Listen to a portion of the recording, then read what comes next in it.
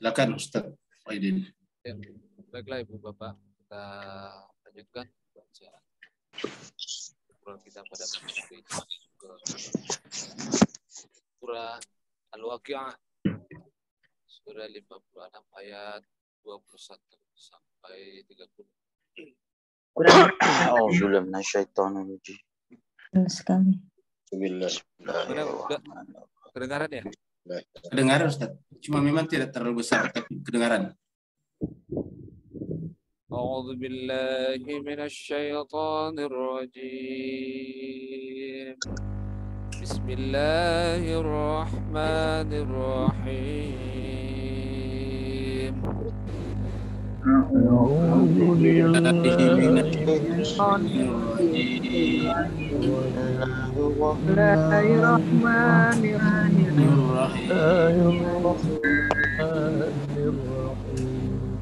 ولحم طير مما يشتهون ولحم طير مما يشتهون وحور عين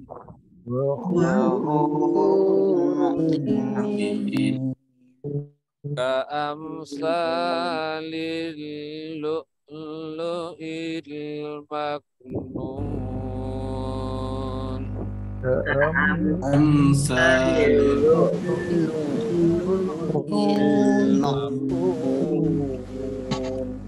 جزاء بما كانوا يعملون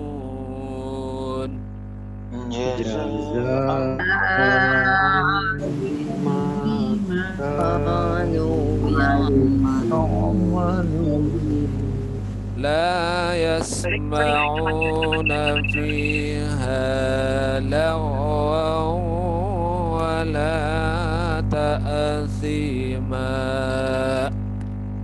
لا يسمعون فيها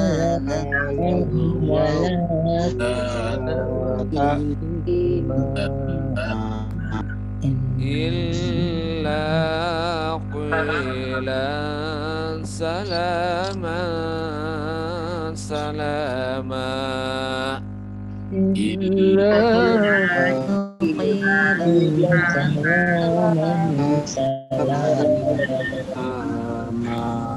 وأصحاب اليمين ما أصحاب اليمين وأصحاب اليمين ما أصحاب اليمين في سدر مخضود في سدر مخضود وطلح منضود وطلح منضود وظل ممدود وظل ممدود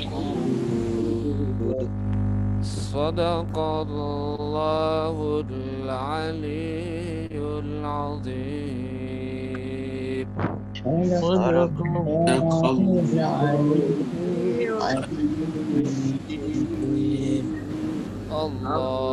اللهم صل وسلم وزد وبارك على رسول الله وآله الأطهار على رسول الله وآله الأطهار. Allahumma salli ala Muhammad wa ali Muhammad. Allahumma salli.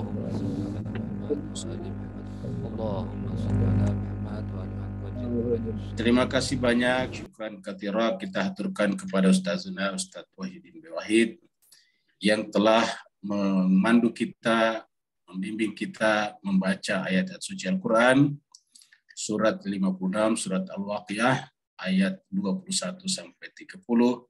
Semoga semua ayat yang beliau tadi bacakan kepada kita menjadi cahaya dalam kalbu beliau, dalam kehidupan beliau, dan juga dalam rumah tangga beliau. Begitu juga Bapak Ibu semuanya, semoga kita semuanya yang hadir tadi dan membaca Al-Quran, semoga Allah SWT angkat derajatnya dan nanti dibukakan pintu-pintu langit dan dipersilakan masuk ke dalam surga dari pintu manapun juga. Jemaah sekalian, kita teruskan surat Al-Waqiah kita, surat yang ke-56, surat Al-Waqiah. Al-Waqiah secara bahasa artinya kejadian atau peristiwa yang tidak bisa kita tolak kejadiannya. Peristiwa yang pasti terjadi, Al-Waqiah. Kemudian turunnya di Mekah, makanya disebutlah dengan surat Makkiyah, surat yang ke-56. Jadi dalam urutan surat 56, urutan turunnya wahyu adalah yang ke-48. Jumlah ayat adalah 96 ayat. Pada pertemuan yang kemarin kita sudah sampai pada ayat 19 dan 20. Sebelum kita lanjut, kemarin ada peserta kita yaitu Ustadz Sukman dari Jayapura juga bertanya dan kita belum jawab dengan lengkap, yaitu berkenaan dengan di ayat 18 kalau tidak salah, yaitu semuanya menggunakan bentuk jamak kecuali pada kata kaksin atau kakak sun. Kaksun itu adalah gelas. Jadi ini adalah sebetulnya 19 ini kelanjutan daripada ayat sebelumnya, yaitu tentang gelas-gelas. Ya, kalau kita lihat di ayat sebelumnya sini, nih, ini dia. Ini ada, ya, ini ada kata-kata biakwabin. Jadi Allah berfirman, A'udzubillahi minasyaitonirrajim. Bismillahirrahmanirrahim. Yatufu alaihim wildan mukhalladun. Ini semuanya bentuk jamak. Wildan adalah jamak, mukhalladun juga adalah jamak. Bisa ditandai dari waw dan nunnya. Kemudian di sini juga jamak, akwab, abarik juga jamak, tetapi tiba-tiba wakasin menggunakan bentuk tunggal. Kita jelaskan bahwa di dalam Al-Quran semua bentuk kaksim semuanya hanya dalam bentuk tunggal. Tidak ada bentuk jamaknya, karena bentuk jamaknya adalah kuus. Semuanya dalam bentuk tunggal. Jadi ada beberapa kali penggunaan dalam Al-Quran, ada 5 atau 6 ayat, itu semuanya menggunakan bentuk tunggal. Padahal konteks kalimatnya semuanya rata-rata dalam bentuk jamak. Nah, pertanyaannya kenapa? Jadi seakan-akan Allah memberikan pesan untuk konteks Al-Quran, tunggal dan jamaknya itu adalah sama. Jadi dalam bahasa Arab sehari-hari ada jamaknya yaitu kos, tapi dalam konteks Al-Quran semuanya adalah menggunakan bentuk tunggalnya juga untuk jamaknya. Tapi bisa juga yang kedua adalah bahwa kaksin ini memang bentuk tunggal, yaitu karena berkaitan dengan mata air. Dan di dalam Al-Quran berbicara tentang Sayyidina Ali bin Abi Thalib dan Sayyidah Fatimah, itu menggunakan kata-kata al-abrar, juga menggunakan kata-kata kaksun juga. Min kaksin kana mizajuha kafura. Jadi innal abrara yashrabuna min kaksin, di surat 76. Innal abrara yashrabuna min ka'sin. Kalau labrar di situ diartikan adalah orang suci seperti Sayyidina Ali bin Abi Thalib, Fatimah Zahra, kemudian anak-anak mereka berdua yaitu Sayyidina Hasan dan Husain. Jamak, lalu kemudian ka'sunnya bisa diartikan kembali kepada Nabi. Jadi mereka adalah yashrabuna min ka'sin. Mereka semuanya minum dari gelas yang sama. Dari piala yang sama, yaitu Rasulullah SAW. Dan Rasulullah minum juga langsung dari Allah Subhanahu wa Ta'ala. Jadi mereka mengambil minuman mereka dari mata air yang masih bening, mata air yang masih bersih, yaitu dari Rasulullah. Rasulullah juga langsung dari Allah Subhanahu wa Ta'ala. Itu di penggunaan kata kaksun. Kita lanjut. Ayat tadi. Jadi ayat 19 terakhir, yaitu la yusaddauna anha wa la yunzifun. Jadi di sana mereka dikelilingi oleh, kita sudah bicara bahas sebelumnya tentang pemuda-pemuda apa maksudnya. Di sana ada gelas-gelas, ada piala-piala, dan ada macam-macam. Nah sekarang di sini katakan la yusaddauna, ini juga jamak. Mereka tidak merasakan sakit kepala, puyeng ataukah stres anha padanya. Wala yunzifun, dan mereka juga tidak mabuk. Kita sudah sampaikan apa yang sudah yusaddaun. Jadi artinya bahwa ini adalah penyakit-penyakit hati ataukah penyakit-penyakit yang bersarang di dalam hati yang menyebabkan manusia itu kehilangan kebahagiaannya. Karena kebahagiaan sejati itu apabila jiwa berhadapan langsung dengan Allah. Jadi seperti kalau misalnya kita cermin, ya cerminnya satu bening, yang kedua kemudian kita berada pas di depan cermin, maka semua yang muncul dalam cermin atau kaca itu adalah gambar kita sepenuhnya. Persis sama, tapi bukan dia. Yang di dalam cermin adalah kita, tapi bukan kita. Kenapa kita? Ya karena memang kita. Kalau kita pindah dari depan cermin, hilang juga, pindah juga. Tapi yang di dalam itu bukan kita. Kenapa ya? Karena kalau misalnya kita getok itu orang di dalam, tidak sakit. Yang rusak adalah kacanya, cerminnya. Nah, begitulah Allah SWT dalam diri kita. Allah menghadirkan dirinya dalam diri kita, dia tapi bukan dia. Nah, ketika Allah hadir di sana dan kaca hati kita, cermin hati kita adalah bening, maka tidak ada lagi penyakit-penyakit seperti misalnya stres, depresi, dan sebagainya, iri hati, dan macam-macam. Di situ disebut la yusaddauna anha wa la yunzifun. Yang mereka rasakan di sana adalah wa faqihatin mimma yatakhayyarun. Yang mereka di sana nikmati adalah buah hasil, result dari apa yang mereka pilih di dunia. Kata-kata yatakhayyarun, pilihan terbaik. Karena dari ini kata yatakhayyarun dari kata khair, dari kata khair lahir kata yatakhayyarun, lahir kata juga istikharah. Istikharah itu adalah meminta kepada Allah agar kita melakukan yang terbaik. Istikharah itu dari kata khair juga. Begitu juga ikhtiar. Ikhtiar juga. Ikhtiar itu berusaha maksimal, berusaha secara optimal untuk melakukan yang terbaik. Namanya ikhtiar. Jadi ikhtiar juga dari kata khair. Jadi ikhtiar, istikharah, kemudian di sini muncul kata yatakhayyarun juga adalah dari kata khair. Jadi wa faqihatin mimma yatakhayyarun. Jadi mereka mendapatkan hasil sesuai dengan apa yang mereka dulu pilih di dunia. Yaitu selalu melakukan yang terbaik. Ingat pembahasan kita sebelumnya, fastabiqul khairat. Selalu terdahulu dalam melakukan kebaikan. Dan di dalam pandangan Islam, amalan yang terbaik itu adalah sholat. Jadi sholat bukan hanya lebih baik daripada tidur, bahkan disebut dengan khairul amal, sebaik-baik amal. Khairul amal adalah amal yang paling baik. Sekarang kita masuk pada ayat baru. Ini masih kelanjutan sebelumnya. Jadi masih apa yang mereka dapatkan di sana. Kita berikan ilustrasi burung, supaya Bapak Ibu bisa lihat yang namanya burung itu adalah hewan atau makhluk yang secara alamiah berjalan paling cepat, lebih cepat dari manusia. Kita manusia cepat apabila kita naik pesawat, artinya kita sudah menggunakan alat namanya, sudah melibatkan akal pikiran kita, membuat teknologi transportasi namanya pesawat atau kapal terbang. Tetapi secara alamiah kita tidak bisa terbang seperti burung secara natural. Kita lihat mungkin hewan yang paling cepat jalannya di darat adalah kuda misalnya, atau citah. Nah, tetapi pasti masih lebih kalah daripada burung. Kenapa? Karena burung ini kan tidak ada hambatannya dari sisi gesekan misalnya, langkah. Dia terbang hanya berkaitan dengan udara dan dia berada di ruang kosong. Ya, jadi benar-benar hanya dirinya saja dan udara. Jadi tidak ada tanah yang harus mereka dia pijak, tidak ada gerak langkah yang harus dia lakukan secara berkali-kali, sehingga burung ini pasti lebih cepat jalannya daripada hewan-hewan yang lain, hewan manapun. Nah, cuma sekali tapi pada saat yang sama, burung ini juga terbuat dari daging. Perhatikan juga sekali, burung ini ada dagingnya juga, ada lahemnya juga. Dan kita tahu bahwa lahem ini sebetulnya disimbolkan dengan alam materi.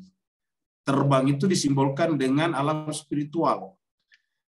Jadi pada saat ini versi saudara-saudara kita Nasrani, dan juga saya kira kita juga dalam Islam terima ini, yaitu bahwa Nabi Isa itu kan tidak punya ayah. Dia hanya tiba-tiba Allah menyimpan rohnya di dalam diri Maryam.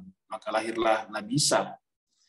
Nah, tempat lahirnya Nabi Isa versi Kristiani itu disebut dengan Bait Lahem. Bait Lahem itu rumah daging. Jadi Bait Lahem. Jadi rumah tempat roh Isa itu menjadi daging, masuk di dalam alam materi. Jadi itu adalah bait di mana Nabi Isa yang tadinya hanya berbentuk rohani saja, karena dalam Al-Quran dikatakan fa'ayyadnahu biruhil qudus. Kami perkuatnya dengan Roh Kudus. Lalu kemudian roh itu kan bersifat non materi, karena dia adalah amrnya Allah, yas'alunaka 'anir ruh qul ruh min amri rabbi. Nah, karena dia adalah non materi, tentu tidak bisa dijangkau. Dia tidak berada di alam ruang dan waktu, tidak punya materi dan bentuk. Nah, ketika kemudian masuk di dalam rahimnya ibunya Maryam, dia masuk di alam materi, tetapi masih di dalam rahimnya ibunya, masih bagian daripada ibunya. Kita sebutnya masih di langit pertama, belum turun ke bumi. Kapan dia turun ke bumi? Pada saat dia lahir, keluar dari rahim ibunya. Maka kemudian berwujudlah, kita bisa lihat, inilah Nabi Isa. Nah, jemaah sekalian, tempat lahirnya Nabi Isa itu kan disebut dengan Bethlehem. Kalau biasa kita dengarkan logatnya Bethlehem, itu dari kata Bait Lahem. Jadi kalau diperbaiki logatnya menjadi Bait Lahem. Bait itu rumah, lahem daging. Jadi artinya itu rumah ketika roh menjadi daging, menjadi materi. Nah, jemaah sekalian, ini perlu kita pahami karena berikutnya ada kata daging burung. Nah, ini apa maksudnya daging burung? Kalau misalnya kita masuk surga cuma makan daging burung, misalnya kan di dunia juga banyak. Ya. Nah, ayat berikutnya ini ada kata-kata daging burung. Ya. Allah berfirman, walahmi tairin, dan mereka di sana mendapatkan lahmi tairin, daging burung. Lahm ini adalah daging. Tadi ingat Bait Lahem, rumah daging. Kemudian ini ada tairin. Nah, di dalam Al-Quran kita menemukan 3 jenis kata lahem yang terkait dengan 3 kata yang terkait dengan lahem. Jadi jemaah sekalian, dalam Al-Quran kita temukan ada 3 kata isim yang terkait dengan lahem. Ini kan mudhaf ilaih. Nah, yang pertama paling terkenal adalah lahmu hinziri, yang diharamkan. Jadi yang pertama adalah lahem hinzir, yaitu daging babi, itu diharamkan. Kemudian nanti ada laham tariya, kemudian ada laham toir. Nah, kita coba lihat. Di dalam ayat ini menggunakan kata-kata lahmi toirin, mimma yastahun. Nah, sebelum kita lihat ini Pak Bu sekalian, mari kita lihat dulu ayat yang berbicara tentang laham hinzir. Kita lihat misalnya di surat Al-Maidah juga ada, tapi bisa kita lihat di dalam surat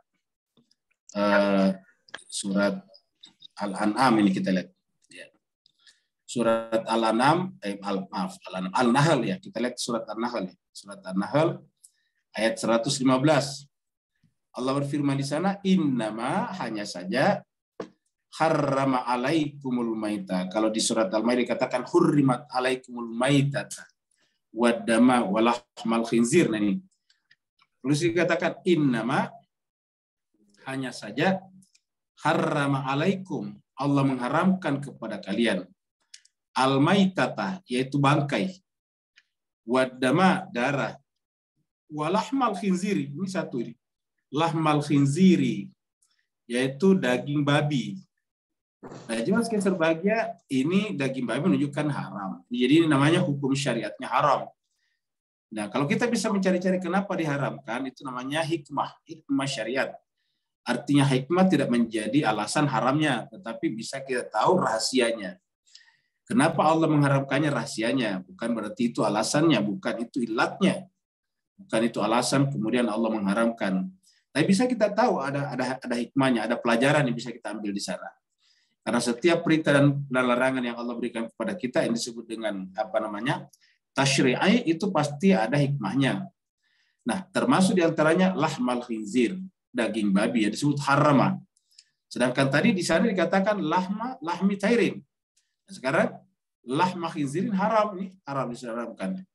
Nah, kenapa diharamkan? paling gampang kita lihat bahwa babi itu adalah hewan yang di antara hewan-hewan yang biasa dimakan manusia adalah yang paling kotor adalah babi. Ya, makanannya campur baur dan sebagainya. Tapi kalau yang kita makan setiap hari seperti misalnya kambing, sapi misalnya, domba, atau misalnya onta, itu kan makanannya cuma rumput. Jadi ini namanya kambing itu makanannya rumput-rumputan. Kemudian apalagi domba juga rumput-rumputan, biri-biri, rumput-rumputan.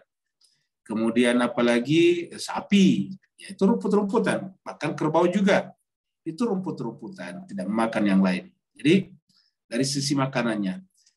Nah, tetapi ingat itu adalah hikmah pelajaran yang bisa kita ambil. Jadi intinya adalah bahwa Allah melarang kita sebetulnya mengisi alam materi kita dengan hal-hal yang kotor. Karena alam materi kita atau jasad kita adalah merupakan pintu masuk ke alam rohani. Jadi kita tidak bisa masuk ke alam rohani kalau tidak melalui alam jasmani kita. Seperti mana kita tidak bisa masuk di dalam makna sebuah ayat kalau kita tidak mulai dari kata, kalimat, huruf. Huruf, kata, atau tulisan ini kan materi. Ini Bapak lihat di sini kan materi namanya ini. Kenapa? Karena ini adalah tinta. Tintalah yang digoreskan di sini, lalu kemudian tertulislah seperti ini. Tinta itu materi. Ya, kertas tempatnya kita nulis itu adalah tinta, materi. Nah, tetapi makna yang terkandung di balik kata-kata ini adalah bukan materi. Tetapi kita tidak bisa sampai ke maknanya kalau kita tidak lihat tulisannya, tidak membaca bacaannya. Jadi bacaan dan tulisan itu adalah materi, tetapi itu adalah pintu saja, itu namanya entry point, titik masuk untuk menyelam ke kedalaman makna daripada kata tersebut. Nah, begitulah juga tubuh kita, jasmani kita. Jasmani kita ini akan binasa, dia adalah fana. Tetapi untuk sampai ke dalam jiwa kita yang paling dalam, ya kita harus melewati tubuh kita. Kita disebut manusia karena kita bertubuh, kita berjasmani. Kita memiliki raga. Kalau tidak ada raga, tidak punya jasmani, tidak punya tubuh, ya tidak bisa disebut manusia. Nah, tetapi tubuh manusia itu adalah pintu saja, entry point untuk masuk ke kedalaman jiwa kita, menyelam. Nah, itulah sebabnya Allah melarang kita. Harrama alaikum, diantaranya adalah lahmal khinzir, yaitu daging babi. Satu. Nah, kemudian yang masih terbagi kita lihat di surat An-Nahl juga. Ini adalah ayat 14. Tadi itu ini adalah ayat 115. Ya, ini adalah satunya lagi ini. 14. Ya, sama-sama An-Nahl. Ini An-Nahl juga. 115. Ini An-Nahl juga. Ini adalah 14. Nah, mari kita lihat. Allah berfirman, wa huwallazi, dan dialah Allah yang sakhara, memudahkan al-bahra. Nah, bahra. Bagi kita yang sudah mengikuti surat Ar-Rahman, kita sudah bahas dulu tentang al-bahr. Ya marajal bahraini yaltaqiyan. Mengalir dua lautan. Apa namanya lautan? Kita sudah lihat. Mengalir dua lautan. Pertemuan antara Sayyidina Ali dengan Sayyidah Fatimah itu adalah dua lautan yang berjumpa. Ya. Pertemuan antara Nabi Musa dengan Nabi Harun itu dua lautan yang berjumpa. Pertemuan antara Nabi Muhammad kita dengan Sayyidina Ali itu adalah dua lautan yang berjumpa. Jadi huwallazi sakharal bahrain, itu memudahkan memudahkan laut. Jadi ada laut. Nanti ada surat Ar-Rahman ada dua laut. Untuk apa? Litakulu, untuk kamu memakan. Ingat kata memakan itu mempunyai dua makna. Makan dalam pengertian memberikan suplai nutrisi kepada badan kita, jasmani kita, tapi bisa juga bermakna memberikan nutrisi kepada rohani kita. Kalau nutrisi kepada badan kita, ya daging ran. Nutrisi kepada rohani kita, jiwa kita, yaitu adalah pengetahuan. Dan pengetahuan yang paling tinggi adalah pengetahuan tentang Allah, ma'rifatullah. Ya, jadi oleh sebab itulah, dan kita tidak bisa sampai kepada ma'rifatullah kalau kita tidak melalui walinya atau nabinya, nabiullah, waliullah. Karena Allah perkenalkan dirinya kepada kita melalui nabinya, nabiullah, rasulullah, dan waliullah. Nah, maka dikatakan di sini wa huwallazi, dialah Allah yang memudahkan al-bahra, lautan. Untuk apa? Litakulu minhu, supaya kalian bisa makan daripadanya, untuk kalian makan daripadanya. Daripada apa di dalamnya? Lahma thariya, yaitu daging yang lembut. Lahman thariya. Jadi kalau ingin mendapatkan sumber nutrisi yang baik, datanglah kepada lautan berdasarkan ini, karena di sana ada lahman thariya, Daging yang lembut, bukan seperti tadi lahma hinziri. Nah, kalau di sini adalah lahman toriya. Dari mana? Dari bahra, laut. Ingat tadi laut dalam surat Ar-Rahman mempunyai dua makna. Nah, jadi di sini juga bahra ini juga lautan mempunyai dua makna. Laut dalam pengertian laut di lautan, ocean itu, atau kasih. Tapi bisa juga bermakna adalah jiwanya para insan kamil. Karena mereka itu adalah samudra yang tak bertepi. Samudra yang tidak bertepi. Makanya mereka mengetahui segala-galanya. Kenapa? Karena pengetahuannya adalah pengetahuan Allah Subhanahu wa taala. Jadi litakul minhu lahman toriya. Dan bukan hanya itu, dari al-bahr ini tastakhrijuna minhu hilyatan. Kamu bisa mengeluarkan daripadanya perhiasan hilyatan. Misalnya kita sudah sampaikan ada al-lu'lu wal marjan, yaitu ada permata, ada apa namanya? Ada mutiara dan marjan. Talbasunah yang kalian bisa gunakan. Apa maksudnya kalau makna ruhaninya ini? Di dalamnya ada akhlakul karimah. Itu kan namanya perhiasan kita adalah akhlakul karimah yang harusnya kita gunakan talbasunah. Ya, talbasunah. Nah, di sana kita melihat ada perahu, wataral fulkah. Perahu yang paling pertama dibicarakan dalam Al-Qur'an adalah perahu Nabi Nuh, yaitu menyelamatkan orang-orang yang berwilayah kepadanya. Dan Nabi mengatakan bahwa perumpamaan ahlul baitku adalah seperti kasafinati Nuhin, seperti perahunya Nabi Nuh. Mandraki baha najah. Siapa naik di atasnya dia akan selamat. Tapi siapa yang tidak naik di atasnya dia akan tenggelam, garokah. Nah, jadi jemaah sekalian, wataral fulka di situ. Nah, di sini kita percepat bahwa di sini ada kata laham juga. Nah, kalau kita sudah paham ini Bapak Ibu jemaah sekalian, kita lihat ini kembali ke sini. Lihat. Nah, sekarang di sini katakan lahmi tairin mimma yastahun. Ada daging burung dari apa yang mereka inginkan. Sebelum kita bahas ini, kita lihat dulu nih, yastahun itu adalah syahwat. Satu asal kata adalah syahwat. Jadi kata-kata yastahun itu adalah syahwat. Cuma kata syahwat dalam bahasa Melayu kita itu mengalami pengecilan, pengerdilan makna, mengalami eliminasi makna. Syahwat itu biasanya terkait dengan masalah seksualitas, hubungan biologis. Dalam bahasa Arab itu kata syahwat itu keinginan-keinginan yang sangat sangat-sangat tinggi, keinginan yang membuncah, keinginan yang sangat kuat. Seperti contohnya misalnya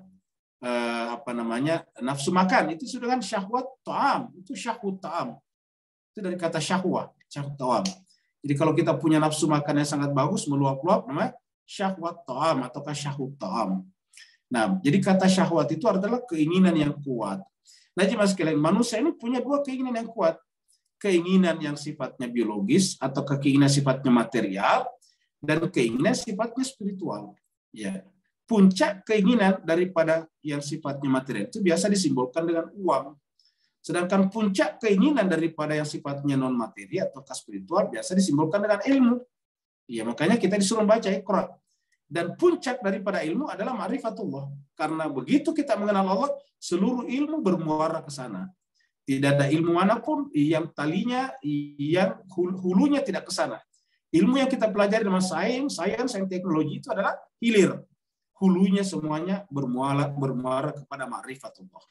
Jadi dari sana berasalnya dia akan turun ke bawah. Kita bisa telusuri ke bawah. Sehingga jemaah sekalian semua ilmu yang dipelajari manusia sebetulnya adalah caranya Tuhan menggait, membimbing kita untuk sampai kepadanya. Jadi setiap ilmu itu adalah hudan sebetulnya, membimbing, menggait manusia untuk sampai kepada Allah Subhanahu wa taala. Nah, apabila orang itu punya syahwat spiritual yang tinggi, maka kelihatan dari semangat belajarnya. Ulangi lagi Pak Ustaz sekalian, orang yang punya syahwat spiritual yang tinggi kelihatan dari semangatnya, spiritnya untuk belajar dan belajar. Sebaliknya, tanda orang punya syahwat material yang sangat tinggi, yaitu mengorbankan nilai-nilai kemanusiaan dan keagamaannya demi mendapatkan hal-hal yang sifatnya materi. Itu adalah menunjukkan syahwat dunianya, syahwat materialnya sangat kuat. Nah, jadi jemaah sekalian, apa buktinya? Apa simbolnya? Kalau orang memiliki syahwat spiritual, memiliki dorongan yang sangat kuat untuk berilmu, dia seperti burung. Jemaah sekalian, sini ada laham daging Di sini ada burung. Apa yang bisa kita tangkap dari daging? Kan tadi kan materi. Ya, itu yang namanya daging kan materi. Ya, benda. Sedangkan toir tadi apa simbolnya? Terbang dengan kecepatan.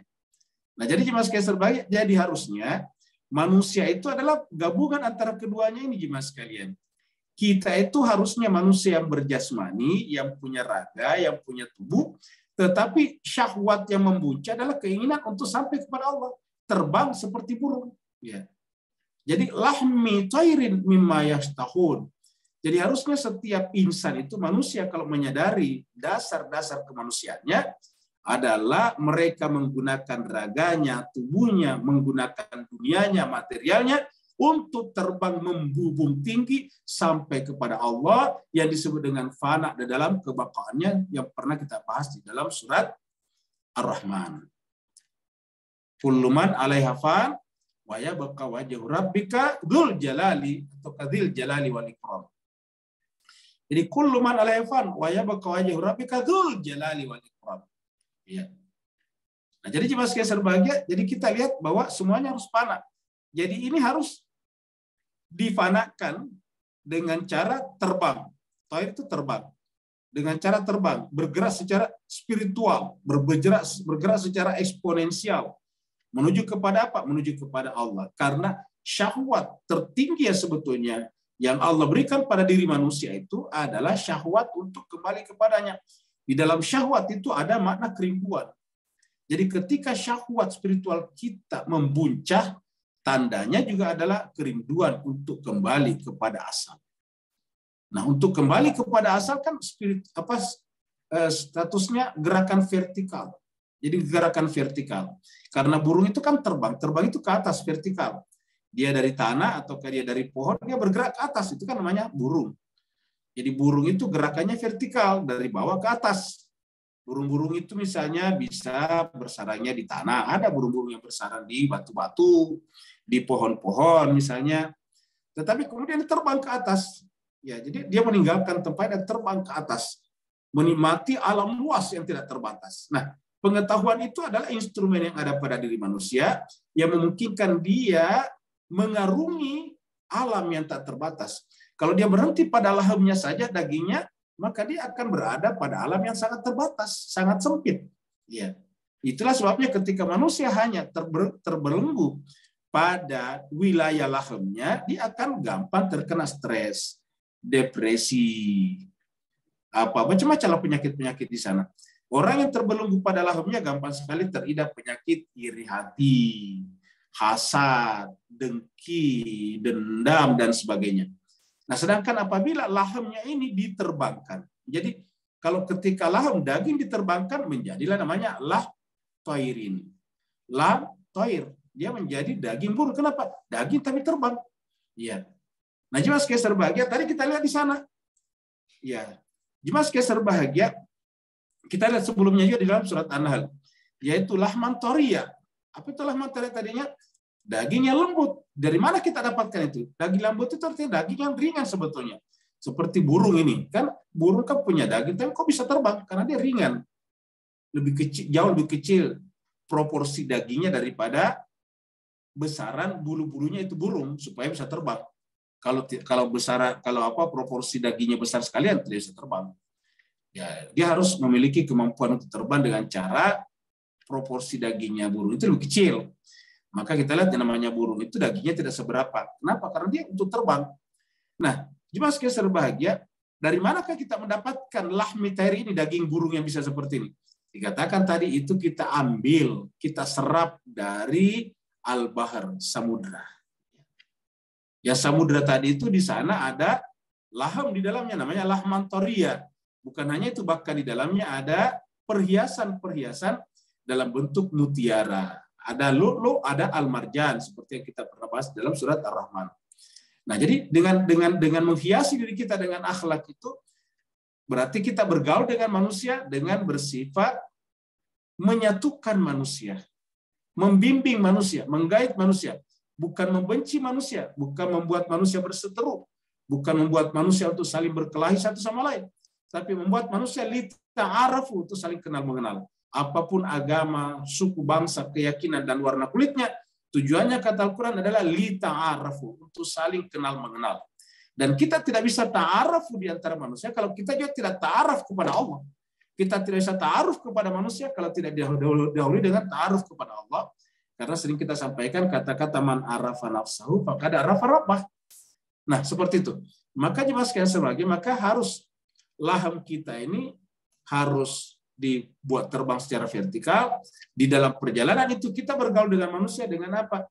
Dengan menggunakan perhiasan yang kita ambil dari mana? Dari samudra yang begitu luas, yaitu dari insan kamil. Seperti dalam Al-Quran dikatakan, laqad kana lakum fi rasulillahi uswatun hasanah, atau kata Nabi, innama bu'istu liutammima makarimal akhlak. Saya diutus adalah dalam rangka menyempurnakan akhlak manusia. Jadi inilah kata-kata lahmi tairin mimma yastahun. Kemudian wahurul ain. Nah, kita sudah sampaikan juga. Hurun itu artinya bebas, ya. Jadi hurun ain. Ain itu kan ain mata, melihat, ya. Untuk apa mata? Melihat yang jauh, bukan yang dekat, ya. Kalau yang dekat ya tidak bisa kita berjalan karena tertutup. Jadi ain itu untuk melihat yang jauh. Jadi sudah cocok dengan kata burung yang terbang di atas, sangat penting matanya. Dan yang kedua adalah kebebasan. Kalau tidak ada kebebasan dan tidak melihat jauh ke depan sana, melihat ke arah tujuan objektif tertinggi, maka kemudian dia tidak bisa sampai kepada Allah Subhanahu wa taala. Jadi jemaah sekalian, kita sudah terangkan sebelumnya kata-kata hurun, ya harusnya kita tidak terjemahkan bidadari. Ya, ini kan diterjemahkan bidadari lagi. Padahal kita sudah sampaikan hur itu kan nama orang, malah al-hur. Ya, al-hur itu artinya orang yang bebas, merdeka.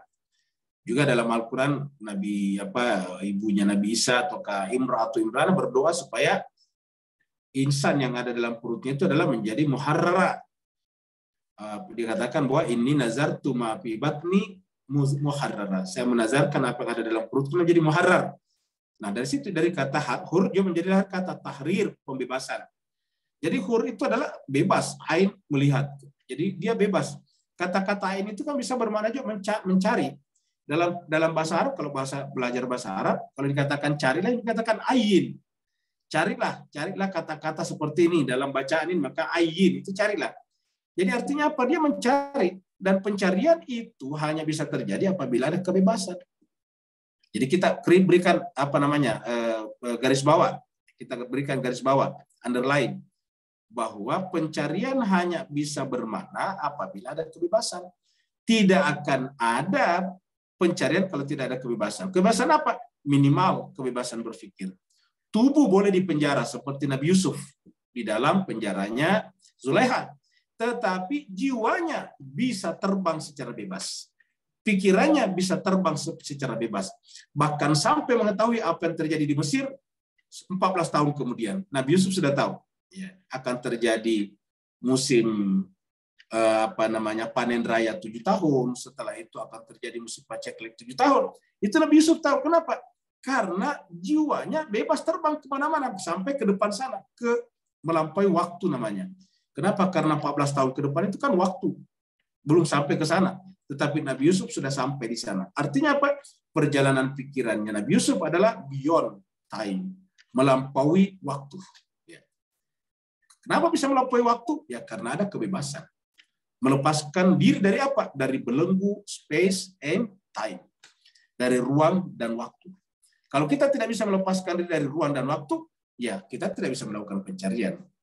Ya, jadi dua hal ini, kebebasan dan pencarian. Ain itu adalah mata pencarian. Jadi kata-kata bermata jeli artinya bahwa mencari dengan saksama, dengan jeli. Jadi cuma sebagai kita tidak berhenti hanya mengartikan ini sebagai bidadari yang bermata jeli saja. Karena kalau kita sudah sampaikan dan kita ulangi lagi, ya kalau kita sudah berjumpa dengan Allah, apalagi maknanya bidadari yang bermata jeli. Keindahan yang paling tinggi itu adalah Allah Subhanahu wa taala. Nah, kemudian ini kita lihat ini adalah mutiara yang tersimpan. Di mana tempat tersimpannya kita lihat sebagai di dalam di dalam kelopak kerang itu yang sangat kuat. Ya, ini kelopak ini kayak batu, ya. Lihat Mas sekalian. Kalau kita lihat ini ya. Ini dia kayak batu. Ini dia selnya, ada selnya. Nah, kemudian ini. Jadi ka'amsalil lu'lu'il maknun. Ya. Jadi ini adalah ka'amsalin, seperti al-lu'lu' ini mutiara, al-maknun yang terjaga dengan baik. Ya, ini tidak bisa dicoret-coret.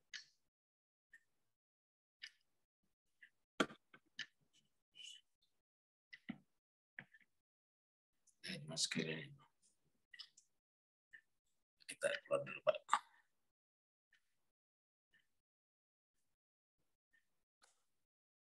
Ya.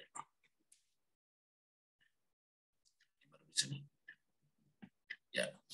Nah, jadi mas sekalian kita terus aja sudah bisa. Warnanya sudah bisa ya. Jadi masih sudah bisa kita coret-coret sekarang. Ini adalah mutiara di dalam sini. Tersimpannya seperti batu ini. Ya, kerangnya seperti batu. Tersimpan dengan rapi. Di dalamnya ada berharga. Jadi mas sekalian coba kita bayangkan ya. Ini adalah ibarat tubuh kita. Ini kan tubuh kita nih. Nah, di dalam ini adalah jiwa kita. Jadi di dalam jiwa kita itu seharusnya ada perhiasan saat ini adalah mutiara. Semakin dalam ini kerang, semakin dalam ini barang kita temukan di dalam lautan, semakin tinggi nilai mutiaranya. Nah ini dia mas sekalian sebagian. Allah katakan ka'amsalin ya. Ini adalah ka'amsalin lu'lu'il maknun. Ya seperti al-lu'lu' mutiara al-maknun yang tersimpan dengan baik.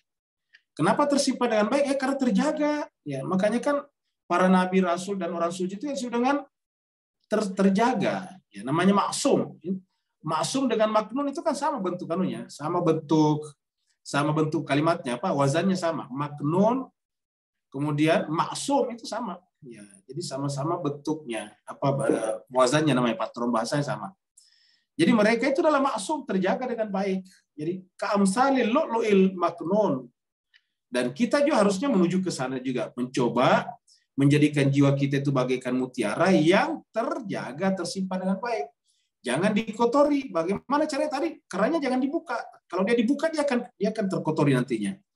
Nah, begitulah jiwa kita. Begitu jiwa kita buka terhadap dunia dan materi, maka kemudian dia akan terkotori. Jadi harusnya jiwa kita itu adalah ka'amsalil lu'lu'il maknun, supaya kita bisa merasakan kebahagiaan sejati.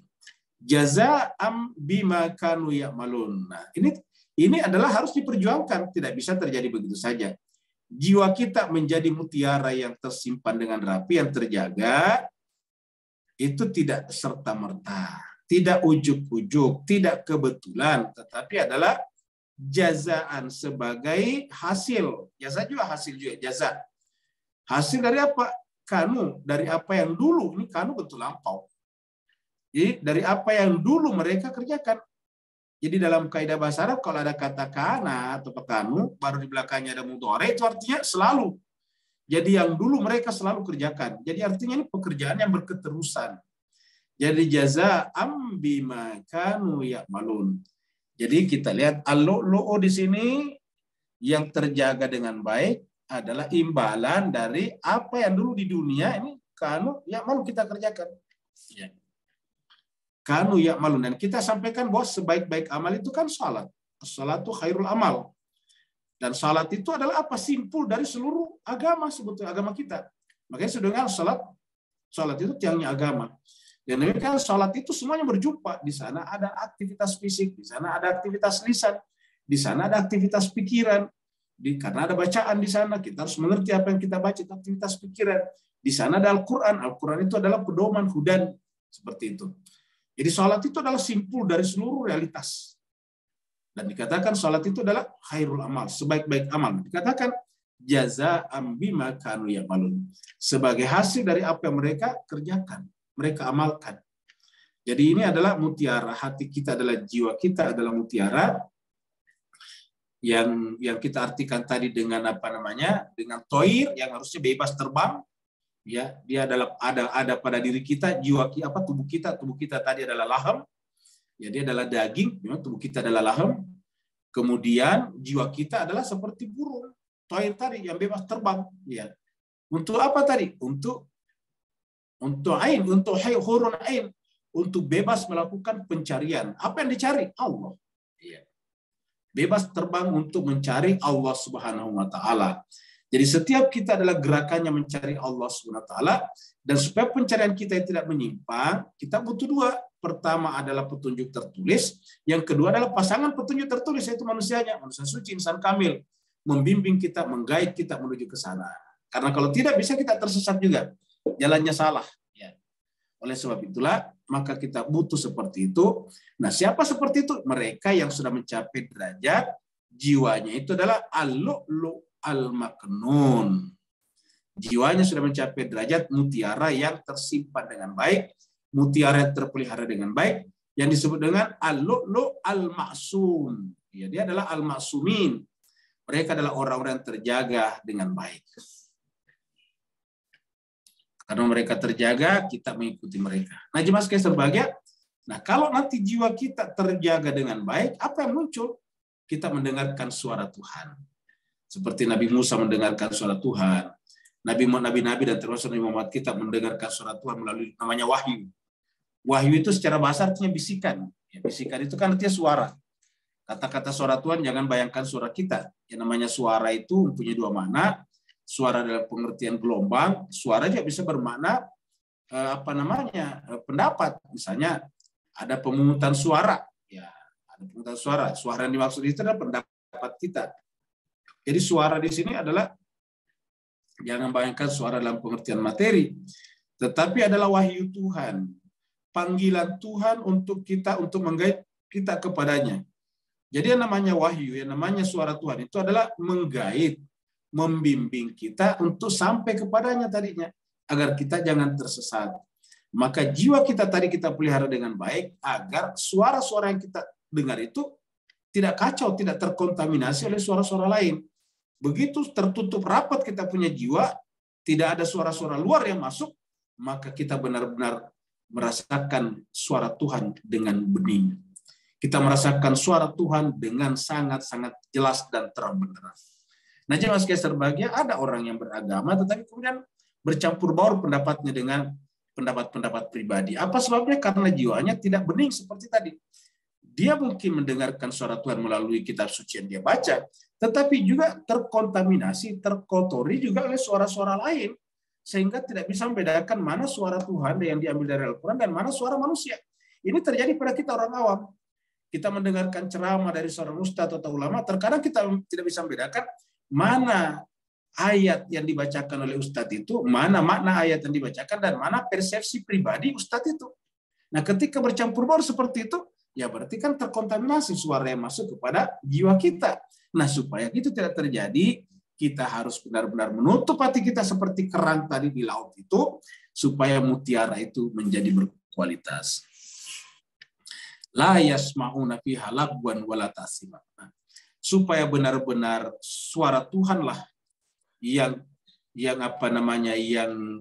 bermomentum di dalam jiwa kita. Suara Tuhanlah yang tertangkap di sana, ibaratnya jiwa kita itu ibarat radio transistor, maka yang ditangkap oleh radio jiwa kita itu adalah suara Tuhan, maka jangan pernah mendengarkan suara sia-sia dan suara-suara dosa. Jadi orang-orang mencapai derajat Tuhan itu dalam pengertian lebih awam tadi, mencapai surga, adalah mereka yang di dunia jiwanya itu tidak lagi sibuk mendengarkan lagwan wala ta'sima. Selama kita masih sibuk membuka jiwa kita, mendengarkan suara-suara yang lagwan. Lagwan itu permainan sia-sia.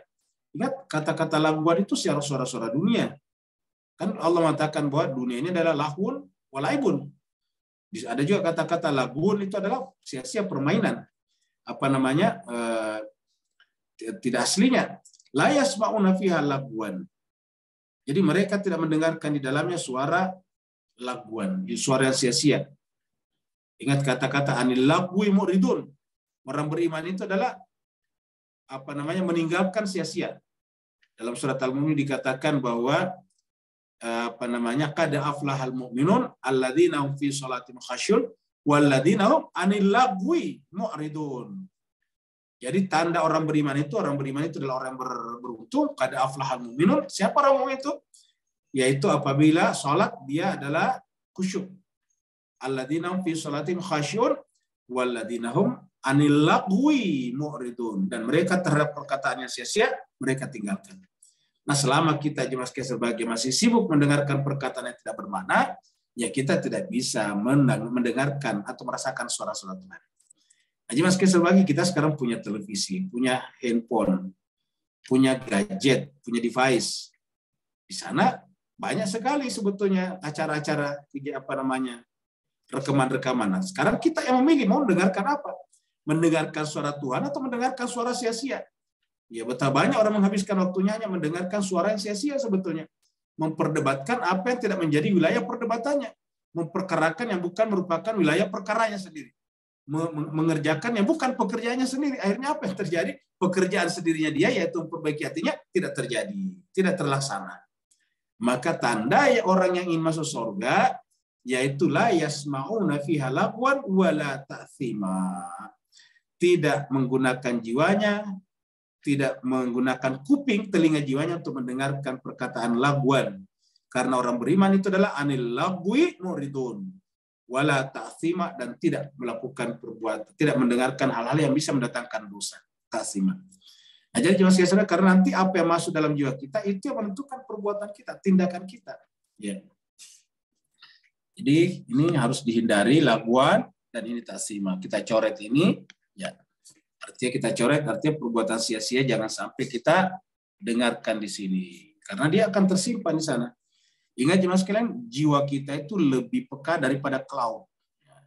Kalau cloud itu kan ya harus di langganan dulu, langganan, baru kita bayar setiap bulan, baru kalau kita menggunakan laptop kita, baru terekam secara otomatis di dalam cloud kita, atau ke dalam drive kita. Kalau kita tidak langganan, nggak bisa. Nah, tetapi jiwa kita, kalau kita langganan atau tidak langganan, pokoknya kalau kita mendengarkan perkataan sia-sia, maka dia akan tersimpan di sana sedikit banyak, akan berbekas. Coba Bapak sekalian, kalau kita tidak percaya, mari kita lihat. Lagu apa yang kita sering lakukan kalau kita sedang mandi, atau kita lagi santai. Itu yang ada dalam pikiran kita. Ya, jadi, kalau ingin tahu apa isi kepalanya orang, dengarkanlah apa yang keluar dari lagu-lagunya. Kalau yang keluar dari lagu-lagunya ketika secara otomatis, refleksi namanya, refleksif. Nah, itu adalah lagu-lagu selawatan. Nah, itu menunjukkan yang ada di sana adalah selawatan. Tapi kalau lagu-lagunya lagu-lagu yang macam-macam, ya itu juga yang mengisi kepala mereka. Jadi isi kepala manusia ketahuan dari secara refleksif ketika dia menyanyi. Karena menyanyi itu adalah otomatis keluar dari apa aslinya seperti itu. Maka oleh sebab itulah jemaah sekalian, la yasma'una fiha lagwan wala ta'thima. Orang yang beriman itu tidak mungkin keluar dari mulutnya kata-kata yang sia-sia. Bahkan dalam bentuk lagu pun kita lihat lagu-lagu yang indah. Kita lihat itu jemaah sekalian berbahagia, orang yang mengisi hatinya dengan baik, dia mengarang lagu yang muncul adalah Salam Farmandi misalnya. Menggerakkan jiwa manusia untuk sampai kepada pemimpin tertinggi yang akan mengisi dunia dengan keadilan. Seperti itu, melahirkan kerinduan seperti itu. Orang menangis merindukan itu. Beda dengan yang lain. Jadi jemaah sekalian berbahagia, lagu-lagu yang lain itu mohon maaf itu sebetulnya ya bahasa kasarnya membuat kita durhaka. Yang memelihara kita, ibu kita, kita hidup dari ASI ibu kita, yang mengalir dalam tubuh kita, darah daging kita dari darah daging ibu kita, yang banting tulang membesarkan kita, menyekolahkan kita tanpa pamrih adalah ayah kita, cari nafkah dari subuh-subuh keluar rumah sampai malam berkeringat baru balik. Setelah kita dewasa, lagu-lagu yang kita bikin untuk pasangan kita, kan tidak fair sebetulnya. Tidak fair. Ya. Yang membesarkan kita, ibu kita, orang tua kita, terus lagu-lagu yang kita lakukan kok pasangan kita. Ini tidak fair sama sekali. Ya, ini menunjukkan kedurhakaan. Sudah melupakan orang tua yang sementara dia menjadi seperti sekarang, ya karena orang tuanya membesarkan dia. Pasangannya itu menerima dia setelah orang tuanya berjibaku. Ya. Oh, membesarkan dia dengan segala macam derita dan air mata, tetapi disembunyikan dari anak-anaknya. Dia tidak pernah menampakkan derita dan air matanya kepada anak-anaknya demi kebahagiaan anak-anaknya. Cuma kita sebagai anak itulah yang harusnya setelah dewasa berpikir, oh ternyata ini adalah berkat orang tua kita. Tetapi lihatlah lagu-lagu yang ada, sedikit sekali lagu tentang ibu. Coba, lagu tentang ibu sedikit sekali. Tapi lagu tentang pasangan itu hampir semuanya, mengisi kaset-kaset, mengisi piringan-piringan hitam, mengisi YouTube dan sebagainya. Seperti itu. Nah, jadi Allah mengatakan tanda orang beriman itu adalah la yasma'una fiha lagwan wala ta'thima. Nah, jiwa sekalian berbahagia, apa yang ada dalam jiwanya? Kedamaian. Di dalam jiwanya itu ada kata-kata salam. Ya. Jadi nanti yang keluar juga adalah salam kedamaian. Ya, ini bentuk yang paling singkat salamun ataukah salamullah, assalam. Ya, salam itu nama Allah juga. Dan ini menjadi salam kita juga. Assalamualaikum. Nah, ini bentuk panjangnya sedikit. Assalamualaikum. Bentuk panjangnya lagi. Assalamualaikum warahmatullahi wabarakatuh. Seperti itu. Nah, Allah mengatakan illa qilan salaman salama. Karena yang masuk dalam jiwanya itu tidak ada lagi labwan wala ta'thima, ataukah dalam surat Al-Mu'minun dikatakan anil labwi muridun, maka apa yang terjadi jemaah sekalian? Illa qilan salaman salama. Kata-kata kecuali bahwa yang ada dalam jiwanya adalah perkataan selamat, selamat, damai, damai, dan damai. Apa itu damai dan damai dan damai? Itu refleksi daripada jiwa yang tidak diisi dengan benda-benda. Bapak Ibu masih ingat pembahasan kita dalam surat Asy-Syu'ara dulu. Surat yang ke-26 ayat 89. 88-89 Allah mengatakan yauma la yanfa'u malun wala banun. Jadi di sini ada kalau tidak salah nih ya. Surat apa ini? Surat Asy-Syu'ara ini dia. Ya, ini dia. Ya, jadi surat Asy-Syu'ara surat yang ke-26 ini. Ayatnya 88 dan 89 Allah mengatakan yauma pada hari itu la yanfa'u malun wala banun. Tidak bermanfaat lagi malun harta benda. Yauma la yanfa'u malun, harta benda tidak bermanfaat. Wala banun dan juga anak-anak. Coba lihat di mas kalian. Jadi yauma la yanfa'u malun illa kecuali apa? Man atallaha biqalbin salim. Kecuali orang yang datang kepada Allah biqalbin salim, dengan kalbu yang salim. Ini salim. Apa itu salim? Isinya salaman salama seperti di sini ya. Ini illa qilan salaman salama. Jadi kata-kata yang keluar dari mulutnya itu selamat, selamat, damai, damai, dan damai. Jadi makanya kita katakan orang muslim yang asli, orang mukmin yang asli itu tidak mungkin menjadi pemantik, menjadi trigger terjadinya kekacauan, terjadinya keretakan, terjadinya perseteruan, terjadinya ketegangan. Kenapa? Yang keluar dari jiwanya, yang mengisi jiwanya itu adalah salaman, salama. Didobel 2 kali untuk menunjukkan itulah isi hatinya. Salaman, iya. Apalagi salaman, salaman, salama. Yang ada isi jiwanya itu adalah salaman, salama. Jadi kita cerita bahwa surga itu adalah refleksi atau kecermin daripada jiwa kita. Washabul yamini ma ashabul yamin.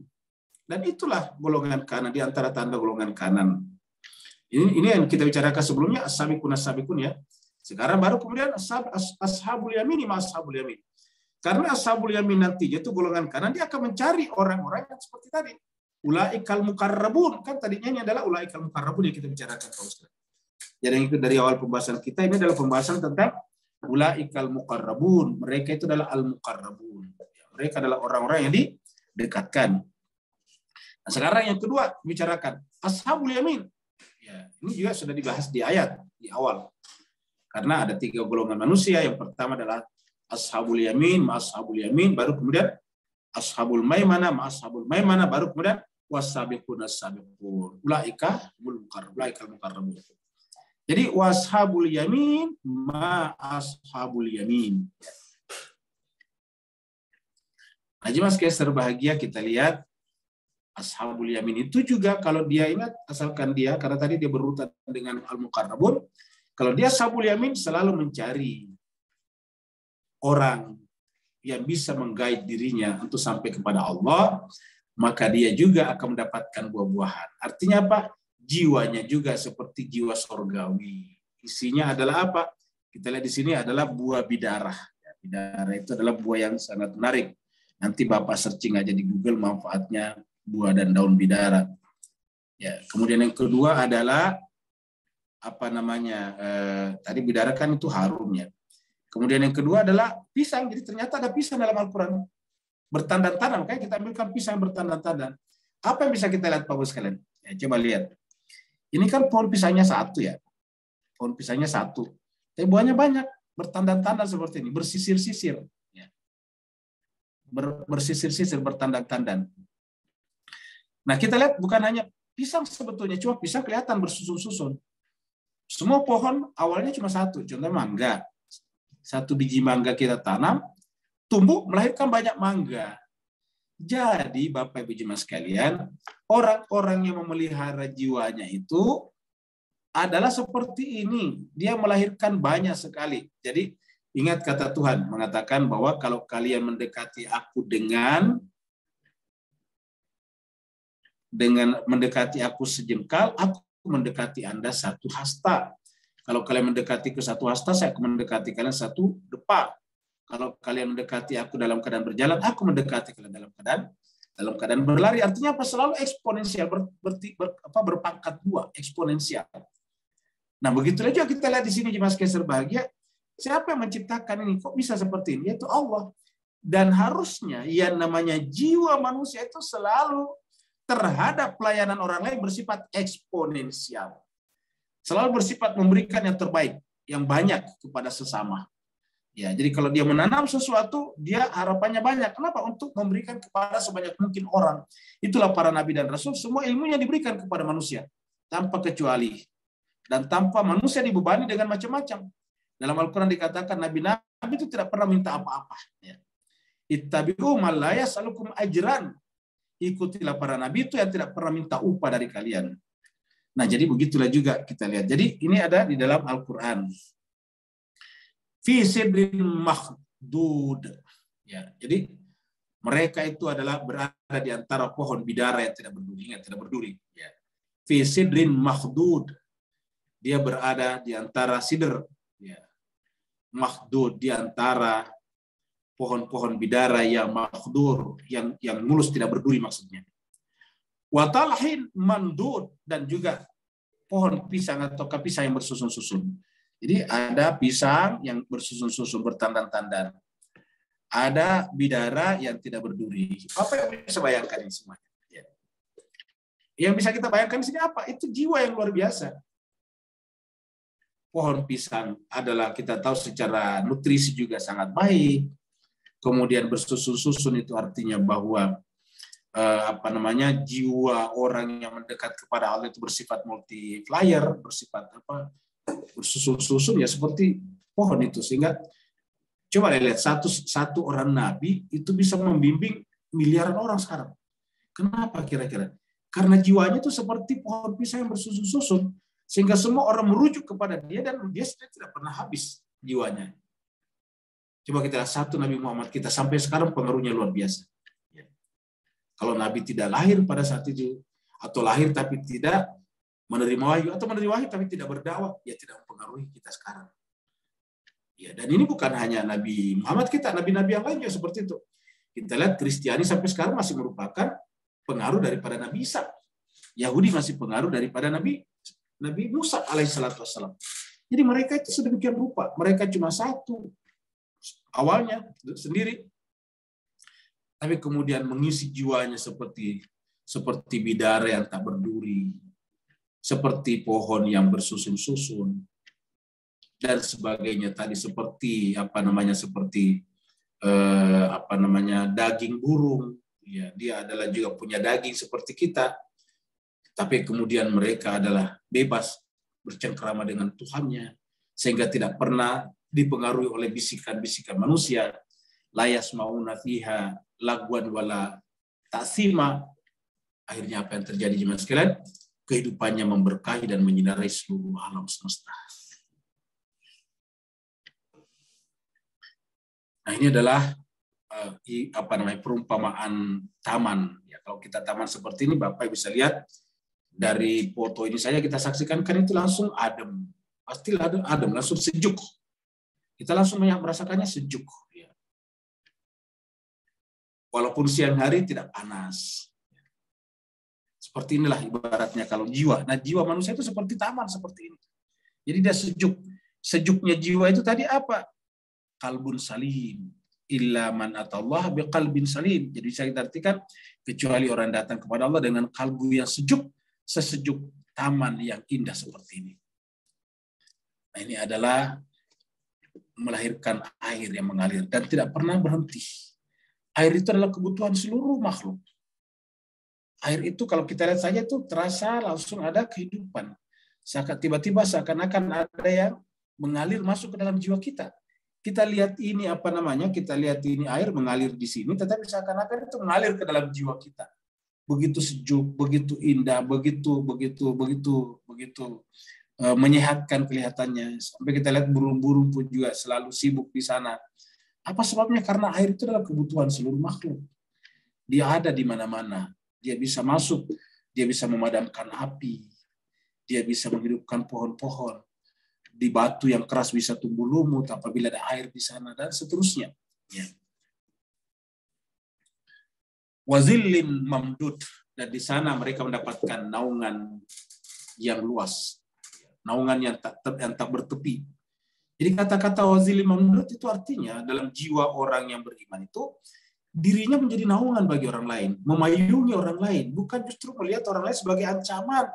Dirinya juga bukan ancaman bagi orang lain, tetapi menjadi payung, menjadi seperti pohon raksasa tadi, pohon yang besar. Orang-orang yang kepanasan masuk ke dalamnya. Orang-orang yang butuh kehidupan dia masuk ke dalamnya. Burung-burung untuk membuat sarang pergi kepadanya. Semuanya. Pokoknya hutan atau taman yang indah dan merupakan habitat makhluk. Nah, begitulah juga jiwanya orang beriman. Makanya Nabi Muhammad kita disebut apa? Rahmatan lil alamin. Wa ma arsalnaka illa rahmatan lil alamin. Nah, jadi jemaah sekalian serbahagia, inilah gambaran daripada surga yang harus kita ciptakan di dalam jiwa kita. Jadi gambaran surga di dalam Al-Quran sebetulnya caranya Allah mengajar kita agar bisa menciptakan, melahirkan, membuat, meng-create surga seperti itu di mana di dalam jiwa kita. Karena kita tidak bisa sampai kepada surga akhirat, yaitu bersama dengan Allah, kalau kita tidak memulai dari diri kita. Ingat tadi, jazaan bima kanu ya'malun. Itu mereka dapatkan sesuai dengan apa yang mereka kerjakan di dunia, ataukah yatakhayyarun. Mereka mendapatkan setelah mereka melakukan yang terbaik di dunia. Nah, Bapak Ibu jemaah sekalian, mudah-mudahan kita semuanya bisa terinspirasi dengan ayat-ayat seperti ini, sehingga kita menjadikan jiwa kita menjadi seperti naungan yang begitu luas, terbentang luas, sehingga terasa adem, terasa sejuk, dan semua orang membutuhkannya. Bukan hanya semua orang, bahkan semua makhluk membutuhkannya. Terima kasih banyak. Kalau ada kekurangan dan khilafahnya adalah kekurangan pribadi al-fakir, dan mohon dimaafkan dan jangan diambil. Ambillah yang benar dari Al-Quran tadi, dari Allah Subhanahu wa Ta'ala. Terima kasih banyak. Yang mau bertanya, dipersilakan. Assalamualaikum Ustaz. Waalaikumsalam warahmatullahi wabarakatuh. Silakan Pak. Alhamdulillah, barakallahu fiik, Asim. Bismillahirrahmanirrahim. Allahumma shalli ala Muhammad wa ali Muhammad. Majil para syekh. Labaik ya Husain. Labaik ya Husain. Labaik ya Husain. Ustaz, beri link berhubungan kait ikatan benang rohani kita dengan peristiwa di Karbala. Kenapa Allah pakai perkataan ashabil yamin? Perkataan sahabat tadi, ashabil. Yang kita tahu ada dua kategori yang Allah pamerkan di medan gelanggang Karbala tadi. Barakallahu fiik azim. Afwan Ustaz. Baik, terima kasih banyak. Jadi Bapak Ibu jemaah sekalian berbahagia, di dalam Al-Quran ini ada kata zuriyat dan ada kata ashab. Tapi ashab ini dua macam. Ya, ada ashabul yamin dan ada ashabul maimanati. Nah, jemaah sekalian berbahagia, kita lihat di dalam salam kita kepada Al-Husain, Imam Husain itu juga ada kata, ada zuriatnya juga, aulad, dan ada juga ashab. Jadi kalau kita mengucapkan salam, assalamu alal Husain wala Ali bin Husain. Ali bin Husain artinya putra dan penggantinya, yaitu Imam Ali Zainal Abidin. Assalamu alal Husain wa ala Ali bin Husain. Baru kemudian siapa lagi yang ketiga? Wala aulad Husain. Karena kita lihat di Karbala itu anak-anak Husain juga hadir, bahkan bayi itu juga. Kemudian apa lagi? Wala ashabil Husain. Nah, jadi kita lihat, kalau kita lihat ini wala ashabil Husain, ya inilah masuk kita yang bukan aulad dan bukan juga Ali bin Husain. Nah, yang disebut ashab, jadi ashabul yamin tadi. Nah, ashabul yamin ini tadi adalah dia bisa, ashabul yamin itu kenapa disebut ashabul yamin? Karena dia bergabung dengan ulaikal muqarrabun. Ya, wasabiqun as-sabiqun, mereka terdahulu. Ya, mereka lihatlah di sana. Apa yang menyebabkan mereka semuanya rela berkorban di sana?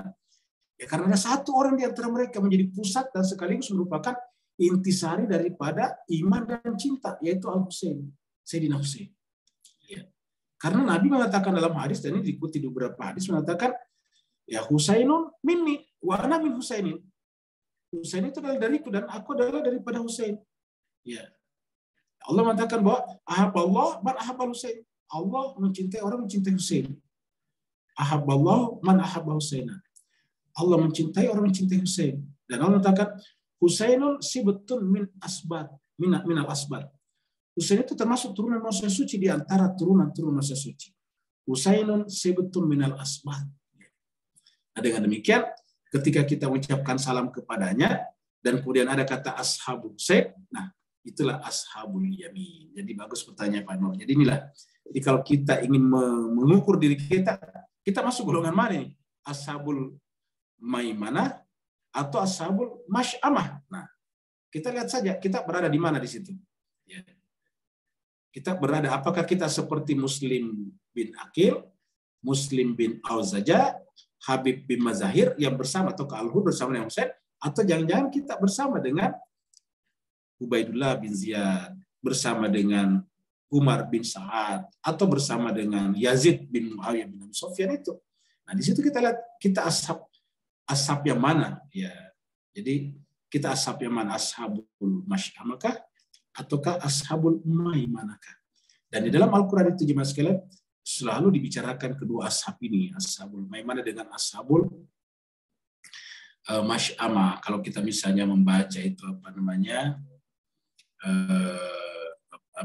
Al-Balad, itu kan kalau tidak salah Al-Balad. Di bawahnya juga itu ada ada ashabul maimanah. Mari kita lihat surat Al-Balad dulu di sini. Kita lihat surat Al-Balad. Surat Al-Balad. Surat negeri. Jadi ada surat negeri dalam Al-Quran. Ini surat 9 ayat 90, surat 90. Surat 90 ini surat Al-Balad. Ya, mari kita lihat ayat terakhirnya bahwa kurang lebih ayat terakhir ini. Nah, ini. Nah, coba sekalian kita lihat dulu di sini. Ini ayat 18, kita lihat dari 15. Ini ayat 15, kita baca dari sini. Ya. Wa ma adraka mal aqabah. Jadi ini katakan wa ma adraka mal aqabah. Tahu apa itu aqabah? Fakku Raqabah. Aqabah itu kan tadi ada dua jalan nih kalau kita baca dari atas ini. Kita ke atas lagi biar lebih sempurna. Wa hadainahu najdain. Jadi mulai dari 10. Wa hadainahu najdain. Kami bimbing manusia, kami tuntun manusia di dalam dua jalan. Najdain maksudnya manusia itu diberikan kebebasan memilih dua jalan. Wa hadainahu najdain. Kata-kata hadaina itu artinya di pikirannya manusia itu bisa memilih yang baik dan yang buruk. Jadi ada dua najdain. Ya. Nah, falaqtamal aqabah, tapi hendaklah dia memilih jalan yang mendaki, jalan yang berat. Falaqtamal aqabah. Ini al-aqabah dipilih. Hendaklah mereka iktahamal aqabah, menempuh jalan pendakian. Ingat tadi kita bicarakan vertikal, seperti burung tadi. Ya. Wa ma adraka mal aqabah. Tahukah kamu apa itu al-aqabah? Ya. Jadi Tuhan sendiri tanya, wa ma adraka mal aqabah. Pertama adalah fakku raqabatin, membebaskan orang dari perbudakan. Secara zahir membebaskan budak, tapi secara batin membebaskan jiwa kita dari perbudakan. Diperbudak apa? Harta. Ya. Jadi inilah kita memilih yang berat. Kenapa? Membebaskan jiwa kita dari diperbudak oleh dunia, diperbudak oleh harta benda. Karena selama jiwa kita diperbudak oleh harta benda, diperbudak oleh dunia, tidak bisa menjadi ashabul maimanah. Tidak bisa bersama tadi di Karbala Imam Husain. Tidak bisa. Au it'amun fi yaumin dhi masghaba. Jadi di sini adalah membebaskan budak atau it'amun, memberi makan. Apa yang diberi makan? Jiwa kita. Fi yaumin dhi masghaba. Pada saat jiwa kita merasakan kelaparan. Tentu secara zahir maknanya bagus juga, yaitu memberi makan kepada orang yang sedang lapar. Yatiman za maqrabah, dan memberi makan kepada anak yatim ketika anak yatim paling dekat dengan kita. Siapa? Diri kita itu yatim. Wa wajadaka dhallan fahada. Dalam Al-Qur'an itu. Allah menemukan kamu dalam keadaan yatim, Muhammad. Jadi kita ini yatim sebetulnya. Apa artinya yatim? Selama kita tidak menemukan Tuhan kita, itu kita yatim. Ya. Kita tidak menemukan Nabi, itu adalah yatim. Kita tidak menemukan Rasulullah, kita tidak yatim. Tidak menemukan manusia suci, kita yatim. Ya. Au miskinan za matrabah. Atau miskin. Miskin itu artinya tidak punya apa-apa. Jiwa kita itu kosong dari Tuhan. Ya. Tentu ingat ya, makna aslinya, makna zahirnya tidak kita tolak ya, tetap juga ada makna aslinya itu orang miskin yang papah. Ya. Summa kana minal ladzina amanu, kemudian itulah orang beriman. Ya, yaitu kerjanya apa? Wa tawassaw bis sabri wa tawassaw bil marhamati, yaitu saling berwasiat, menasihati, membimbing, mengajak kepada kesabaran dan apalagi kasih sayang. Ini ya perhatikan Mas sekalian. Tawassaw bis sabri, tawassaw bil marhamati. Jadi sabar dan penuh dengan kasih sayang nih. Tawassaw bil marhamati. Apa kata Allah? Ulaika ashabul maimanati. Mereka itu adalah merupakan ashabul maimanati. Coba lihat Mas Kaiser bahagia. Ya, siapakah yatim yang paling, siapakah yatim kalau yatim zahir, siapakah yatim yang paling berat? Ya anak-anak yatimnya Imam Husain tadi, wa auladil Husain, anak-anak yatim, mereka yatim bahkan mereka dibunuh. Ya. Nah, jadi seperti itulah. Bahkan Al-Qur'an mengatakan ara'aita alladzi yukadzibu bid-din fadzalika alladzi yad'ul yatim wa la yahuddu ala ta'amil miskin dan seterusnya. Nah, orang yang peduli kepada jiwanya agar kembali kepada Allah disebut dengan ulaika ashabul maimanati. Ya, walladzina kafaru, sebaliknya kafaru yang menolak, menutup hatinya seperti tadi yang melawan manusia di sana terhadap ayat kami, terhadap manusia suci, hum ashabul masyamati. Mereka itulah ashab masyamati. Jadi begitu Bapak sekalian. Ada lagi berikutnya, pertanyaan berikutnya. Ya, ada satu pertanyaan Ustaz di kolom chat. Ya, silakan. Assalamualaikum Ustaz. Assalamualaikum. Afwan. Waalaikumsalam. Silakan Pak Kamal dia. Silakan. Ustaz, perbezaan surga dan neraka di 3 alam ini Ustaz. Mohon pencerahan alam dunia, alam barzah dan alam akhirat Ustaz, iaitu di padang mahsyar. Afwan Ustaz, mohon pencerahan Ustaz.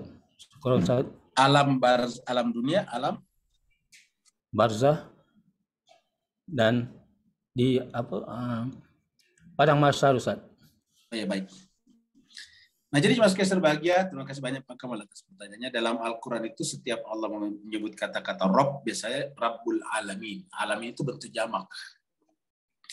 Kalau alamnya satu, alam saja, alam. Alamul ghaib misalnya.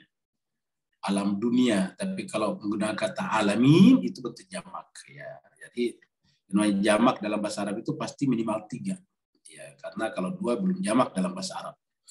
Nah, jadi kita lihat, jadi kata-kata alam itu bertingkat-tingkat. Bahkan kalau kita baca bukunya para ulama sufi, dia katakan ada alam mineral namanya, alam maddah.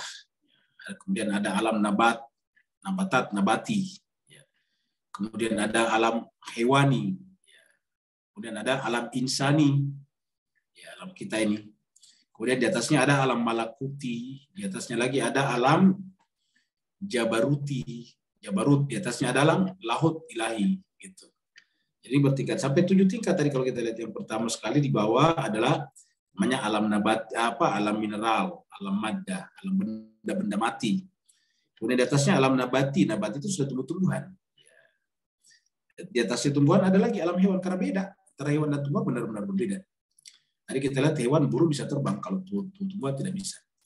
Hewan, jadi kalau hewan itu sudah punya kemampuan untuk menganalisis, boleh begitulah. Kita lihat misalnya burung-burung bisa membangun sarangnya. Kita bicara penyu yang bisa naik ke darat, itu adalah memiliki kemampuan. Itu hayawan. Di atasnya ada insan. Insan ini adalah di atasnya hewan. Kenapa? Punya akal. Nah, di atasnya insan ini ada alam malakut yang diisi oleh para malaikat-malaikat. Di atasnya adalah alam jabarut yang diisi oleh ruh. Di atasnya lagi apa? Ada alam lahut, alamnya Allah SWT. Jadi ada 7 tingkatan kalau kita lihat ke atas. Nah, jadi itu tingkatan. Nah, sekarang di dunia sekarang ini kita berada pada alam madda, alam mineral, alam nabati, dan alam hewani, dan alam insani. Begitu kita meninggal dunia, maka otomatis kita mengalami perpindahan. Kita move menuju kepada alam berikutnya, yaitu alam malakut. Alam malakut ini disebut dengan istilah alam kubur ataukah alam barzah. Kenapa disebut alam barzah? Karena begitu kita pindah di sana nggak bisa lagi balik ke dunia. Karena di dunia masih bisa kita bolak-balik. tinggal di Singapura, jalan-jalan ke Jakarta, bisa ke Singapura lagi. Orang Jakarta jalan-jalan ke Singapura, bisa aja ke Indonesia lagi. Ya, Pak Haji Ahmad Torpedo di Malaysia ke Indonesia, bisa balik ke sana lagi. Tapi kalau kita pindah ke alam barzah, alam kubur, tidak bisa balik ke dunia lagi. Makanya ada namanya dinding yang tidak bisa ditembus. Dinding yang tak bisa ditembus itu sudah dengan barzah. Ya, seperti itu barzah. Nah, barzah ini jemaah sekalian berbahagia adalah belum merupakan alam akhirat kalau kita dapatkan informasi-informasi. Apa sebabnya? Karena masih ada kehidupan di dunia. Disitulah cinta dan kasih sayang Allah. Jadi orang yang meninggal dunia sekarang atau kemarin atau tahun lalu kemudian misalnya dia menemukan di alam barzah banyak dosanya, dan dia akan terganggu oleh dosa-dosanya yang mengambil bentuk-bentuk tajasumul amal, itu dosa-dosanya mengambil bentuk-bentuk seperti hewan-hewan yang menakutkan, seperti misalnya ular-ular yang akan mematoknya. Dia ketakutan. Nah, masih bisa dihilangkan dosa-dosanya melalui siapa? Orang-orang yang ditinggalkan di belakang. Ya, persahabatan, ikhwan Islamnya, keluar anak-anaknya. Makanya setiap kita berdoa ini yang orang hidup, kita doakan wali jami'il muslimina wal muslimat wal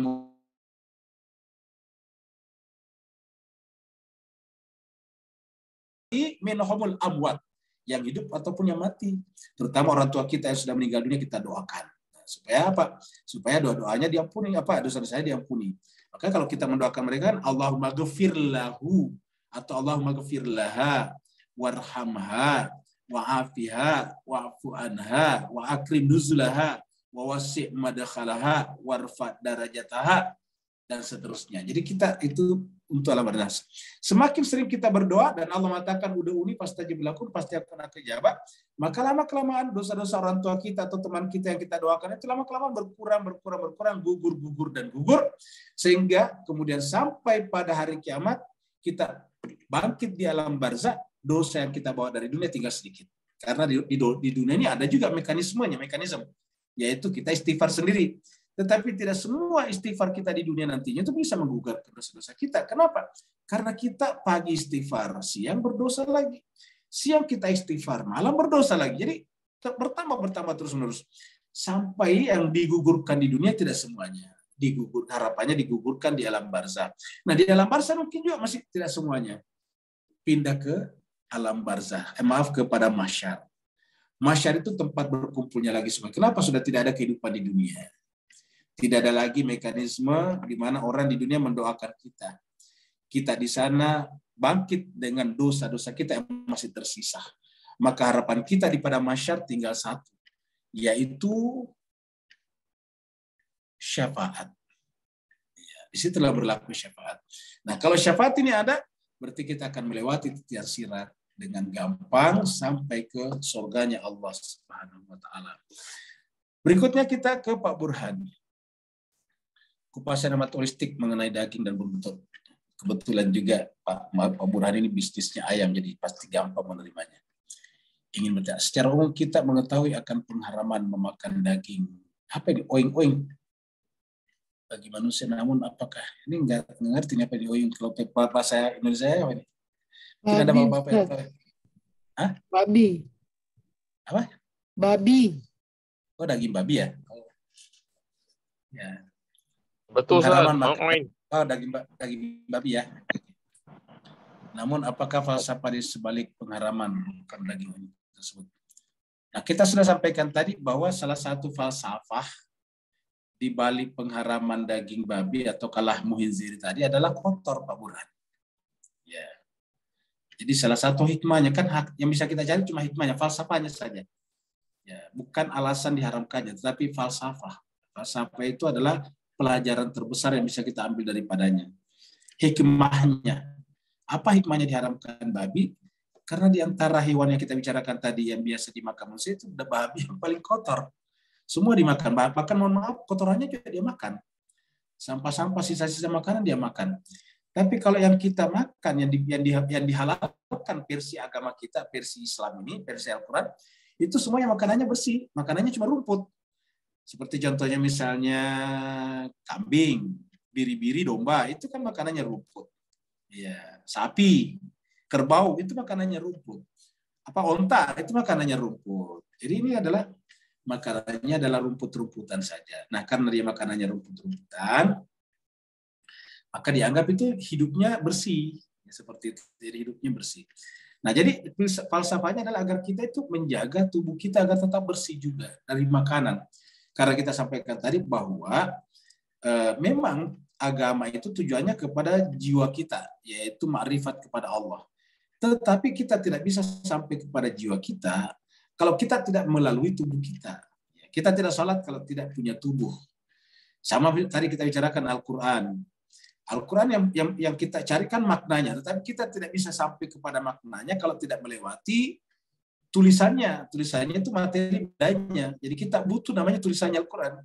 Kita butuh huruf-hurufnya, kita butuh bahasa Arabnya, supaya bisa memahami makna di sebalik daripada kata-kata dan huruf-huruf tersebut. Begitulah juga dengan jiwa kita. Untuk sampai kepada jiwa kita, kita butuh tubuh kita. Nah, begitulah juga sehingga kemudian tubuh kita ini harus kita pelihara. Pertama, selalu bersuci, makanannya harus yang halal. Karena yang haram itu pasti yang kotor-kotor. Dalam Al-Quran dikatakan, mereka bertanya kepadamu tentang uhilla, apa yang dihalalkan, dia katakan itu adalah at-thayyibat, yang suci-suci. Jadi semua yang dihalalkan Allah itu pasti yang suci-suci. Kalau dia kotor, dilarang. Seperti itu. Ada lagi yang lain? Kalau tidak ada Pak Ibu sekalian, berarti kita akhiri sampai di sini. Terima kasih banyak atas perhatian Bapak Ibu sekalian. Terima kasih Ustaz. Ya, sama-sama. Saya Al-Fakir mendoakan Bapak Ibu semuanya, semoga senantiasa jiwanya dibimbing oleh Allah SWT, bersua dengan insan-insan kamil, lalu kemudian sama-sama melakukan perjalanan rohani kembali kepada Allah SWT. Wassalamualaikum warahmatullahi wabarakatuh. Waalaikumsalam warahmatullahi wabarakatuh. Ustaz.